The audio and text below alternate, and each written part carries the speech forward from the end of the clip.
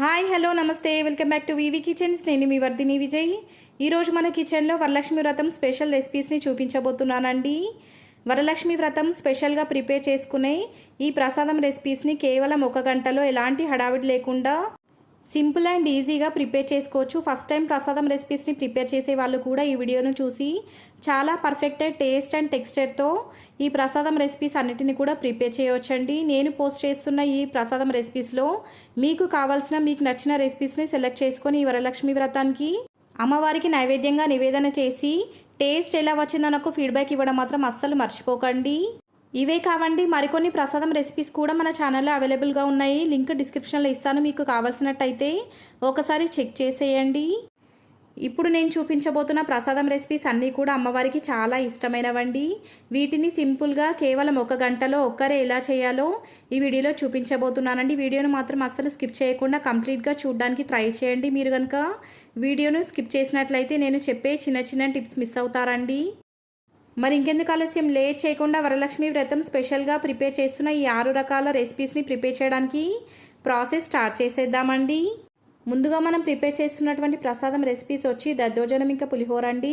వీటి రెండింటికి కలుపుకొని ఒకేసారి అన్నాన్ని ప్రిపేర్ చేసుకున్నట్లయితే మనం ఈజీగా ఈ 2 నైవేద్యాలను ప్రిపేర్ చేసుకోవచ్చండి. ప్రిపేర్ చేసుకున్నటువంటి రైస్లో నుంచి 1/2 kg రైస్ని ఒక పెద్ద ప్లేట్లోకి వేసుకొని కాసేపు చల్లారనివ్వాలండి. మొత్తం మనం ప్రిపేర్ చేసుకున్నటువంటి అన్నం క్వాంటిటీ వచ్చి 750 గ్రామ్స్ వరకు ఉంటుంది. దాంట్లో 500 గ్రామ్స్ వరకు ఆ ప్లేట్లోకి వేసుకున్న తర్వాత మిగిలిన 250 గ్రామ్స్ రైస్లోకి 1/2 లీటర్ దాకా మీగడ తీయని పాలను మొత్తాన్ని కూడా వేసుకొని పాలు మొత్తం కూడా అన్నంతో పాటు బాగా కలిసేలాగా ఒకసారి అడుగు నుంచి బాగా కలుపుకున్న తర్వాత ఇప్పుడు స్టవ్ వెలిగించి స్టవ్ పైన బౌల్ పెట్టి మంటను లో ఫ్లేమ్లోకి అడ్జస్ట్ చేసుకొని అన్నాన్ని మెత్తగా ఉడికించుకోవాలి. మంటను కేవలం లో ఫ్లేమ్లోకి అడ్జస్ట్ చేసుకొని మాత్రమే బాగా ఉడికించుకోవాలండి. ఏమాత్రం మంటను హై ఫ్లేమ్లో పెట్టకూడదు. ఇలా ఉడికించుకునే టైంలో మధ్య మధ్యలో నిమిషానికి ఒకసారి కలుపుకుంటూ 5 to 10 మినిట్స్ పాటు బాగా ఉడికించుకోవాలి. ఇప్పుడు మరోపక్క స్టవ్ వెలిగించి ఒక ప్యాన్ని పెట్టి దాంట్లోకి 3 టేబుల్ స్పూన్ల దాకా ఆయిల్ని వేసి బాగా వేడి చేసుకున్న తర్వాత ఇప్పుడు ఈ ఆయిల్లోకి 1 టీ స్పూన్ దాకా జీలకర్ర ఆవాలను వేసి బాగా ఫ్రై చేసుకున్న తర్వాత దీంట్లోకి 4 పచ్చిమిరపకాయలను కూడా వేసుకొని వాటిని కూడా మంటను లో ఫ్లేమ్లోకి అడ్జస్ట్ చేసుకొని బాగా ఫ్రై చేసుకున్న తర్వాత 10 ఎండుమిరపకాయలను కూడా వేసుకొని వాటిని కూడా మంటను లో ఫ్లేమ్లోకి అడ్జస్ట్ చేసుకొని ఒక 30 సెకండ్స్ పాటు బాగా ఫ్రై చేసుకోవాలి. 30 సెకండ్స్ తర్వాత ఇప్పుడు ఈ ప్యాన్లోకి 2 రెమ్మల వరకు కరివేపాకును కూడా వేసుకొని వాటిని కూడా పచ్చివాసన పోయేంత వరకు బాగా కలుపుకుంటూ ఫ్రై చేసుకోవాలి. కరివేపాకు బాగా ఫ్రై అయిన తర్వాత ఇప్పుడు ఈ ప్యాన్లోకి 1.5 టీ స్పూన్ దాకా పెప్పర్ పౌడర్ని కూడా బరకగా దంచుకొని ఆ దంచుకున్నటువంటి పెప్పర్ పౌడర్ మొత్తాన్ని కూడా ఈ ఆయిల్లో వేసుకొని మంటను లో ఫ్లేమ్లోకి అడ్జస్ట్ చేసుకొని మాత్రమే 30 సెకండ్స్ పాటు బాగా ఫ్రై చేసుకోవాలి.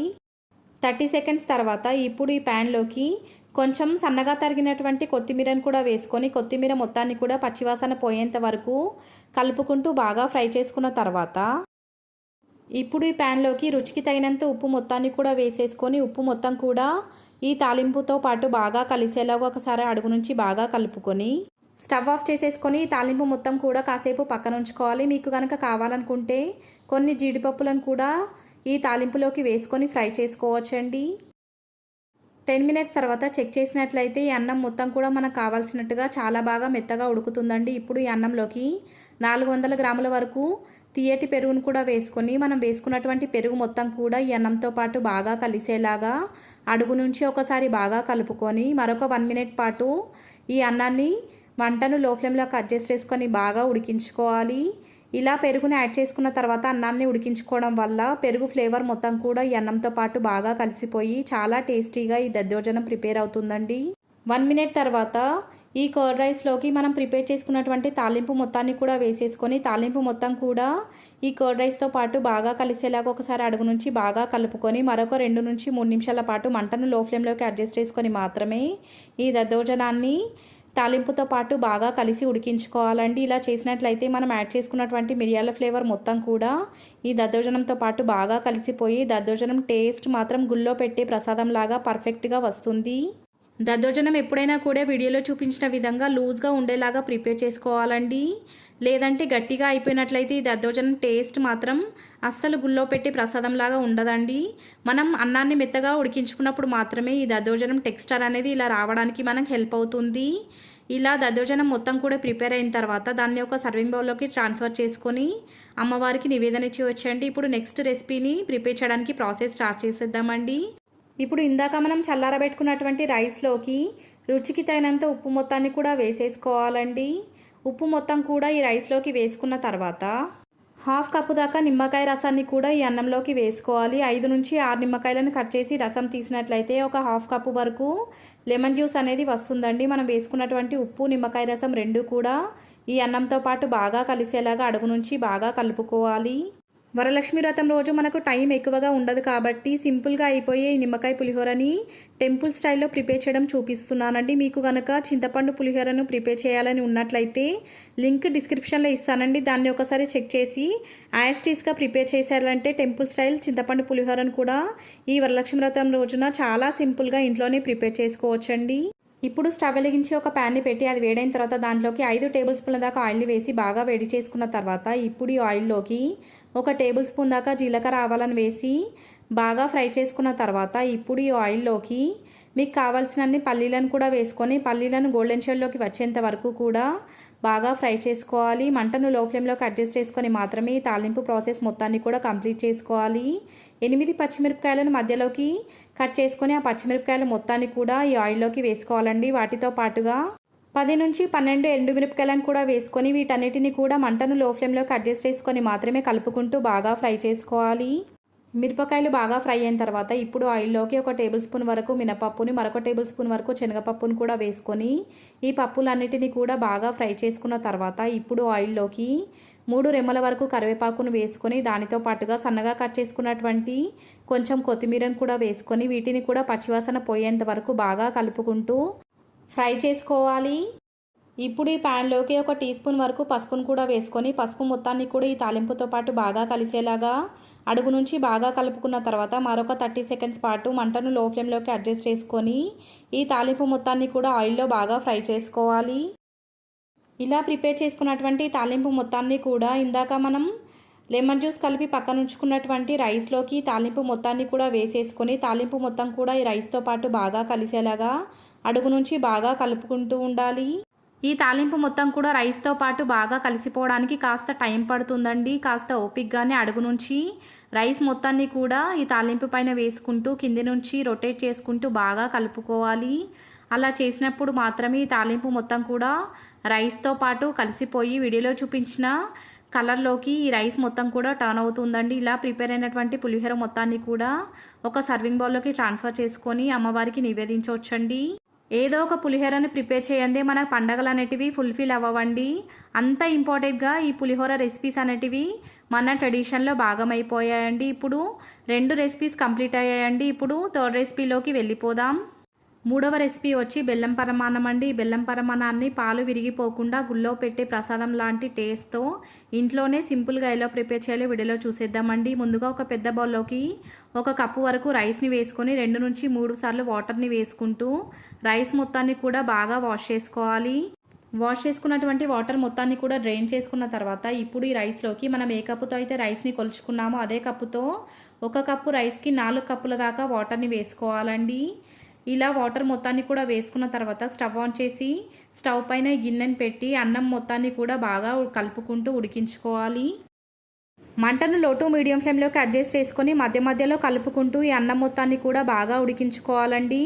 మనం తీసుకున్న 1 కప్పు రైస్కి మనం వేసుకున్నటువంటి 4 కప్పుల వాటర్ అనేటివి పర్ఫెక్ట్ మెజర్మెంట్ అండి. ఇలా కనుక మనం వాటర్ని యాడ్ చేసుకున్నట్లయితే అన్నం మనకు కావాల్సినట్టుగా చాలా బాగా ఉడుకుతుందండి. ఈ అన్నం మనకు కావాల్సినట్టుగా ఉడకడానికి 5 to 10 మినిట్స్ వరకు టైం పడుతుందండి. వీడియోలో చూపించిన విధంగా అన్నం అనేది బాగా ఉడికిన తర్వాత ఇప్పుడు ఈ అన్నంలోకి మనం ఏ కప్పుతో అయితే బియ్యాన్ని కొలుచుకున్నామో అదే కప్పుతో 1.5 కప్పు వరకు బెల్లం తరుగును కూడా వేసుకోవాలండి. మనం వేసుకున్నటువంటి బెల్లం తరుగు మొత్తం కూడా అన్నంతో పాటు బాగా కలిసేలాగా ఒకసారి అడుగు నుంచి బాగా కలుపుకొని మంటను లో ఫ్లేమ్లోకి అడ్జస్ట్ చేసుకొని మాత్రమే ఈ బెల్లం మొత్తాన్ని కూడా బాగా కరిగించుకోవాలి. అన్నాన్ని కాస్త మెత్తగానే ఉడికించుకోవాలండి. ఎందుకంటే మనం బెల్లాన్ని యాడ్ చేసిన తర్వాత అన్నం ఏమాత్రం ఉడికే ఛాన్స్ ఉండదండి. అందుకని మనం అన్నాన్ని ముందుగానే కాస్త మెత్తగానే ఉడికించుకోవాలండి. బెల్లం కరగడానికి మరొక 2 నుంచి 3 నిమిషాల వరకు టైం పడుతుంది. ఈ బౌల్ పైన మూత పెట్టి మంటను లో ఫ్లేమ్లోకి అడ్జస్ట్ చేసుకొని మాత్రమే మధ్య మధ్యలో కలుపుకుంటూ ఈ బెల్లం మొత్తాన్ని కూడా బాగా కరిగించుకోవాలి. ఈ బెల్లం మొత్తం కూడా కరిగిపోయి వీడియోలో చూపించిన టెక్స్చర్లోకి రావడానికి నాకైతే 5 నుంచి 10 నిమిషాల వరకు టైం పట్టిందండి. కాస్త ఓపికగానే మంటను లో ఫ్లేమ్లోకి అడ్జస్ట్ చేసుకొని మాత్రమే బాగా కలుపుకుంటూ ఈ బెల్లం మొత్తాన్ని కూడా కరిగించుకోవాలి.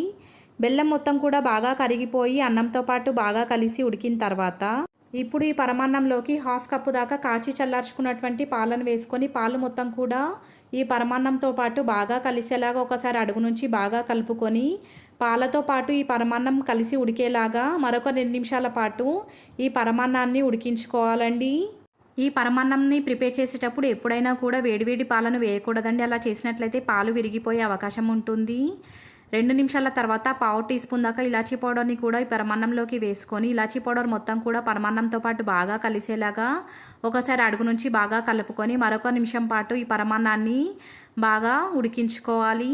ఈలోగా మనం ఈ పరమాన్నంలోకి వేసుకోవడం కోసం డ్రై ఫ్రూట్స్ని ఫ్రై చేసుకుందామండి. స్టవ్ వెలిగించి స్టవ్ పైన ఒక చిన్న ప్యాన్ని పెట్టుకొని అది వేడైన తర్వాత దాంట్లోకి 1 టేబుల్ స్పూన్ దాకా నెయ్యిని వేసి వేడి చేసుకున్న తర్వాత కొన్ని కిస్మిస్లను వేసి ఫ్రై చేసుకున్న తర్వాత దీంట్లోకి మరికొన్ని కాజులను కూడా వేసుకొని రెండింటిని కూడా గోల్డెన్ షేడ్లోకి వచ్చేంత వరకు కూడా బాగా ఫ్రై చేసుకున్న తర్వాత స్టవ్ ఆఫ్ చేసేసుకొని ఈ ఫ్రై చేసుకున్నటువంటి డ్రై ఫ్రూట్స్ మొత్తాన్ని కూడా ఈ పరమాన్నంలోకి వేసుకోవాలండి. మనం వేసుకున్నటువంటి డ్రై ఫ్రూట్స్ నెయ్యి రెండు కూడా ఈ పరమాన్నంతో పాటు బాగా కలిసేలాగా ఒకసారి అడుగు నుంచి బాగా కలుపుకొని మరొక నిమిషం పాటు ఈ పరమాన్నాన్ని ఉడికించుకోవాలి. 1 నిమిషం తర్వాత స్టవ్ ఆఫ్ చేసేసుకొని ఈ పరమాన్నం మొత్తాన్ని కూడా ఒక సర్వింగ్ బౌల్లోకి ట్రాన్స్ఫర్ చేసుకొని అమ్మవారికి నివేదన చేయొచ్చండి. 3rd రెసిపీ కూడా కంప్లీట్ అయిపోయిందండి. నెక్స్ట్ మన 4th రెసిపీ వచ్చి రవ్వ అప్పాలండి. రవ్వ అప్పాలను ప్రిపేర్ చేయడం కోసం 1 కప్పు వరకు బొంబాయి రవ్వను ఒక బౌల్లోకి తీసుకోవాలి. మనం ఏ కప్పుతో అయితే రవ్వను తీసుకున్నామో అదే కప్పుతో చక్కెరను కూడా తీసుకోవాలండి. ఇప్పుడు ఈ బౌల్లోకి 1/2 టీ స్పూన్ దాకా ఇలాచీ పౌడర్ని కూడా వేసుకొని ఈ ఇంగ్రీడియంట్స్ అన్నిటిని కూడా ఒకదానితో పాటు మరొకటి బాగా కలిసేలాగా అడుగు నుంచి బాగా కలుపుకోవాలి. రవ్వ, చక్కెర, ఇలాచీ పౌడర్ 3 కూడా బాగా కలిసేలాగా అడుగు నుంచి బాగా కలుపుకోవాలండి. ఇప్పుడు స్టవ్ వెలిగించి స్టవ్ పైన ఒక బౌల్ పెట్టి దాంట్లోకి మనం ఏ కప్పుతో అయితే రవ్వను కొలుచుకున్నామో అదే కప్పుతో 1 కప్పు వరకు వాటర్ని వేసి బాగా మరిగించుకోవాలి. వాటర్ ఏమాత్రం ఎక్కువ కాకుండా చూసుకోవాలండి, లేదంటే ఈ రవ్వ అప్పాలు పాడయ్యే ఛాన్స్ ఉంటుంది. ఇలా వాటర్ మొత్తం కూడా బాయిలింగ్ అవుతున్నప్పుడు మంటను లో ఫ్లేమ్లోకి అడ్జస్ట్ చేసుకొని మనం ప్రిపేర్ చేసుకున్నటువంటి ఈ రవ్వ చక్కెర మిశ్రమం మొత్తాన్ని కూడా కొంచెం కొంచెంగా వేసుకొని మధ్య మధ్యలో బాగా కలుపుకుంటూ ఉండాలి. ఒకేసారి రవ్వను వేసుకోకూడదండి, లేదంటే లమ్స్ ఫామ్ అయ్యే ఛాన్స్ ఉంటుందండి. వీడియోలో చూపించిన విధంగా కొంచెం కొంచెంగా వేసుకొని రవ్వ మొత్తాన్ని కూడా బాగా కలుపుకుంటూ ఉండాలి. రవ్వలో చక్కెర కూడా ఉంది కాబట్టి అది కరిగిపోయి లమ్స్ ఫామ్ అయ్యే ఛాన్స్ ఉంటుందండి. అందుకే కంటిన్యూస్గా కలుపుకుంటూ ఉండాలి. ఈ రవ్వ మొత్తం కూడా ఈ చక్కెరతో పాటు పాకంలాగా ప్రిపేర్ అయ్యి అది పిండిలాగా ప్రిపేర్ అయ్యేంత వరకు కూడా కలుపుకుంటూ ఉండాలండి. 2 నిమిషాల తర్వాత ఇప్పుడు ఈ రవ్వలోకి 1 టేబుల్ స్పూన్ దాకా నెయ్యిని కూడా వేసుకొని నెయ్యి మొత్తాన్ని కూడా అడుగు నుంచి రవ్వ మొత్తానికి బాగా కలిసేలాగా ఒకసారి బాగా కలుపుకొని ఈ రవ్వ మిశ్రమాన్ని రవ్వ అప్పాల కోసం ఉడికించుకోవాలండి. 2 నుంచి 3 నిమిషాల తర్వాత వీడియోలో చూపించినట్టుగా ఈ రవ్వ మొత్తం కూడా దగ్గరగా అయిపోయే ఛాన్స్ ఉంటుందండి. అందుకే జాగ్రత్తగా ఎలాంటి లమ్స్ ఫామ్ అవ్వకుండా కలుపుకుంటూ ఈ రవ్వ మొత్తాన్ని కూడా బాగా ఉడికించుకోవాలి. వీడియోలో చూపించిన టెక్స్చర్లోకి రవ్వ మిశ్రమం మొత్తం కూడా వచ్చిన తర్వాత స్టవ్ ఆఫ్ చేసేసుకొని ఈ రవ్వ మిశ్రమం మొత్తాన్ని కూడా చల్లారనివ్వాలి. రవ్వ మొత్తం కూడా మనం చేత్తో ముట్టుకొని ప్రిపేర్ చేసేలాగా చల్లారిన తర్వాత చేతికి కాస్త ఆయిల్ని కానీ లేదా నెయ్యిని కానీ రాసుకొని రవ్వ మిశ్రమాన్ని వీడియోలో చూపించినట్టుగా బాల్ లాగా ప్రిపేర్ చేసుకొని చిన్న పూరీ సైజులో మరీ లావుగా కాకుండా మరీ పలుచగా కాకుండా ఈ రవ్వ మిశ్రమాన్ని స్ప్రెడ్ చేసుకోవాలి. వీడియోలో చూపించినట్టుగా కాస్త మీడియం సైజులోనే ఈ రవ్వ మిశ్రమంతో ఈ రవ్వ అప్పాలని ప్రిపేర్ చేసుకోవాలండి. అన్నిటినీ ప్రిపేర్ చేసుకొని ఒక ప్లేట్లోకి వేసుకున్న తర్వాత ఇప్పుడు స్టవ్ ఆన్ చేసి ఒక ప్యాన్ని పెట్టి దాంట్లోకి డీప్ ఫ్రై కోసం ఆయిల్ని వేసి బాగా వేడి చేసుకున్న తర్వాత మంటను లో టు మీడియం ఫ్లేమ్లోకి అడ్జస్ట్ చేసుకొని ఆయిల్ బాగా వేడైన తర్వాత ఇందాక మనం ప్రిపేర్ చేసి పక్కన ఉంచుకున్నటువంటి ఈ రవ్వ అప్పాలను ఆయిల్లోకి వేసుకోవాలండి. వేసుకున్న వెంటనే ఫ్లిప్ చేయకూడదండి. అలా చేసినట్లయితే ఈ రవ్వ అప్పాలు పాడయ్యే అవకాశం ఉంటుంది. 1 నుంచి 2 నిమిషాల పాటు మంటను లో ఫ్లేమ్లోకి అడ్జస్ట్ చేసుకొని మాత్రమే ఆ రవ్వ అప్పాలను బాగా ఫ్రై అవ్వనివ్వాలి. మనం ఈ రవ్వ అప్పాలను కాస్త లావుగానే ప్రిపేర్ చేసుకోవాలండి. అలా లావుగా ప్రిపేర్ చేసినప్పుడు ఈ రవ్వ అప్పాలు పూరిలాగా పొంగి చాలా సాఫ్ట్గా ప్రిపేర్ అవుతాయండి. ఒకవైపు బాగా ఫ్రై అయిన తర్వాత మరొక వైపు కూడా టర్న్ చేసుకొని అటువైపు కూడా 1 to 2 మినిట్స్ పాటు మంటను లో ఫ్లేమ్లోకి అడ్జస్ట్ చేసుకొని మాత్రమే బాగా ఫ్రై చేసుకున్న తర్వాత ఇలా ఫ్రై అయినటువంటి రవ్వ అప్పాలను ఆయిల్లో నుంచి బయటకు తీసుకొని ఒక పప్పు గుత్తితో కానీ లేదా మరొక స్పూన్తో కానీ ఈ రవ్వ అప్పాలను ప్రెస్ చేసినట్లయితే ఎక్సెస్ ఆయిల్ మొత్తం కూడా వెళ్ళిపోతుందండి. ఇలాగే అన్ని రవ్వ అప్పాలను కూడా ఫ్రై చేసుకున్న తర్వాత ఈ ప్రిపేర్ అయినటువంటి రవ్వ అప్పాలను అమ్మవారికి నైవేద్యంగా నివేదించవచ్చండి.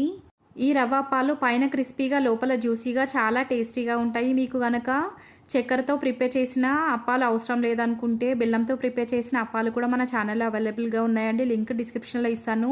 మీకు కనుక కావాల్సినట్టయితే ఒకసారి చెక్ చేసేయండి. 4th రెసిపీ కూడా కంప్లీట్ అయిపోయిందండి. మన నెక్స్ట్ రెసిపీ వచ్చి సేమియా పాయసం అండి. సేమియా పాయసాన్ని సింపుల్గా ప్రిపేర్ చేయడం కోసం స్టవ్ వెలిగించి ఒక గిన్నెను పెట్టి ఆ గిన్నె వేడైన తర్వాత దాంట్లోకి 2 టేబుల్ స్పూన్ల దాకా ఆయిల్ని వేసి బాగా వేడి చేసుకోవాలి. ఇప్పుడు మంటను లో ఫ్లేమ్లోకి అడ్జస్ట్ చేసుకొని మీకు కావాల్సినన్ని కాజులను వేసుకొని కాజులను గోల్డెన్ షేడ్లోకి వచ్చేంత వరకు కూడా కలుపుకుంటూ మంటను లో ఫ్లేమ్లోకి అడ్జస్ట్ చేసుకొని బాగా ఫ్రై చేసుకున్న తర్వాత మీకు కావాల్సినన్ని కిస్మిస్లను కూడా వేసుకొని వాటిని కూడా కలుపుకుంటూ గోల్డెన్ షేడ్లోకి వచ్చేంత వరకు బాగా ఫ్రై చేసుకోవాలి. మీకు నచ్చిన ఏ డ్రై ఫ్రూట్స్నైనా కూడా ఈ అన్ని రెసిపీస్లో కూడా యూజ్ చేయొచ్చండి. మా ఇంట్లో కేవలం కాజు కిస్మిస్లను మాత్రమే తింటారు కాబట్టి నేను వాటిని యూజ్ చేస్తూ మాత్రమే ఈ రెసిపీస్ని ప్రిపేర్ చేస్తున్నానండి.